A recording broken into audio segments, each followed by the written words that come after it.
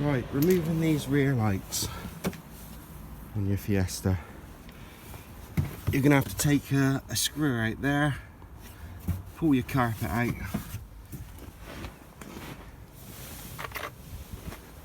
on the back of the light there's this. I'll show you on the other light.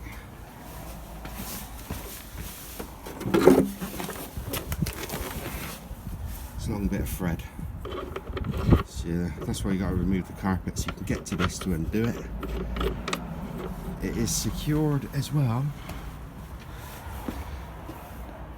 with star bolts. There's one there, one there. When you undo these, you can put your hand in there, fingers in there. You have to give it a wiggle because it does clip in at the front. So you might think it's stuck, but it's not. You just got to give it a good wiggle. So it's secured in 3 places. Now when you undo this in the back of the light, make sure you push that in. Then you can get out. I would say it'd probably be easier if you got someone holding the light when you're taking it out.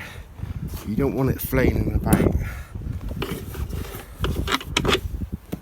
and you don't want this bit of thread or those studs scratching your paintwork, and that bit of cable's not very long. So just be careful with your paintwork, guys and ladies. Take your time.